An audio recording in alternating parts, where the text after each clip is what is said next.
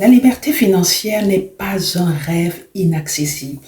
Tu sais, c'est même la clé, la liberté financière, c'est la clé pour accomplir pleinement ce pourquoi tu es sur la terre. Mais il faut que tu le saches. Il faut absolument que tu le saches.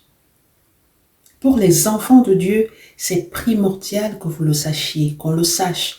Tout commence dans l'esprit.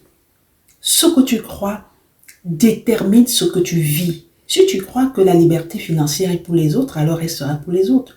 Mais si tu penses aussi que l'argent est un obstacle, ou qu'il est réservé aux autres, que la richesse est pour les autres, tu vas rester prisonnier d'un schéma de manque. Tu vas rester à envier. Dieu ne t'a pas créé pour vivre dans la pénurie. Dieu ne t'a pas créé pour vivre dans la pénurie. Il t'a destiné à la prospérité. Il t'a destiné à la prospérité parce qu'il t'a béni bien avant qu'il ne t'envoie sur la terre. Et pour ça, pour que tu sois une bénédiction pour les autres aussi. Tout commence dans ton esprit, par ce que tu crois. L'argent n'est jamais un obstacle. C'est plutôt, l'argent c'est un levier quand il est entre de bonnes mains. C'est un outil puissant, ça devient un outil puissant pour inspirer, pour transformer des vies. C'est à ça que sert l'argent. C'est à ça que c'est l'argent.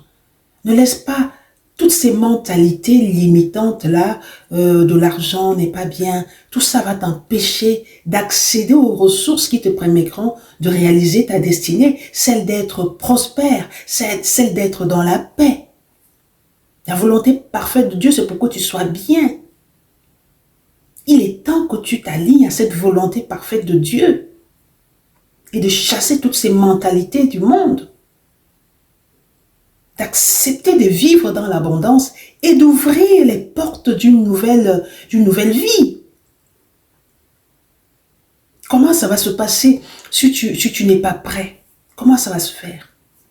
C'est toi qui dois activer le changement. C'est toi qui dois chercher à marcher dans la prospérité que Dieu a placée, que Dieu a mis, que Dieu a préparée pour toi. C'est toi qui dois prendre la décision. Ce n'est personne d'autre que toi. Renouvelle juste ton esprit. Élève-le vers Dieu, de façon à ce que ta connexion avec Dieu, c'est-à-dire que tu écoutes ce que Dieu te dit dans ton esprit et avance sereinement vers ta destinée.